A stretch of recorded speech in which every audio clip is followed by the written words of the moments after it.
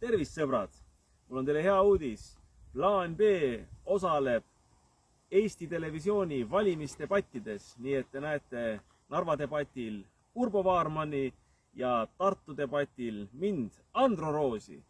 Ja see on võimalik tänu sellele, et me esitasime tugeva programmi kohalikeks valimisteks ja tugeva pika nimekirja. Me oleme elujõulised ja me lööme läbi.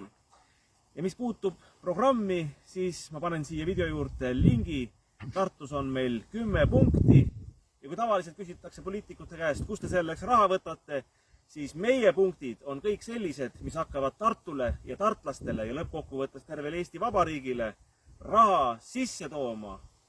Tartu linn peab muutuma omanikutulu allikaks tartlastele ja Eesti Vabariik peab muutuma omanikutulu allikaks kõikidele eestlastele. Mitte niimoodi, et eestlase käest lüpsame maksud välja veel ja anname järjest vähem vastu, nii nagu teeb praegune valitsus.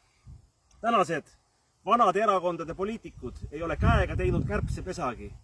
Nad on 20-30 aastat istunud riigitüüri juures, linnatüüri juures, istunud oma persed laiaks ja mitte midagi, kirjutanud pikki, tühju, mölisevaid programme ja sellest ei ole tulnud mitte midagi, kui ainult suurenev riigivõlg, suurenevad maksud, vähenev kindlus tuleviku suhtes.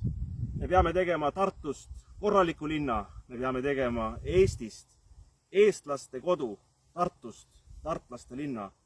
Meie mugava kodu. Saagu nii ja teeme ühiselt, see on meie plaan B.